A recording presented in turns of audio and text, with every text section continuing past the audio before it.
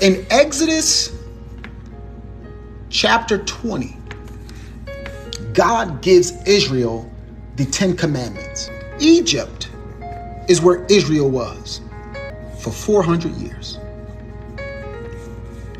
They thought Egypt, their conduct, their appetite, right? All of this was Egypt. In Acts chapter 7, that they went back to Egypt in their heart. So they were Israelite bodies with Egyptian hearts.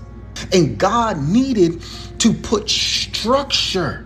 God needed to provide a means for them to be set apart. All right?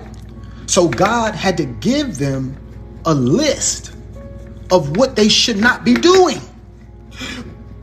Because at that time, they were so engulfed in Egyptian life that God had to give them a list of things what not to do. Because the 10 Commandments showed Israel what they shouldn't do. So now that they have the list, this is the question that remains. What happens when they do it?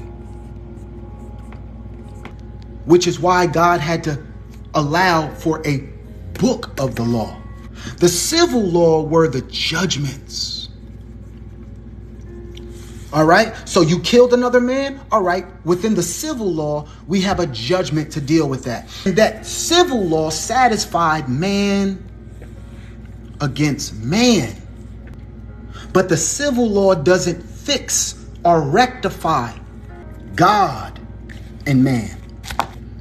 So that's why the book of the law has what we call the ceremonial aspect. The civil aspect is how man gets in right standing with man, because there's judgments to reconcile. Amen. But those judgments that reconcile man to man doesn't reconcile man to God. There was ceremonial laws that had to be adhered to in order for man to be in right standing with God.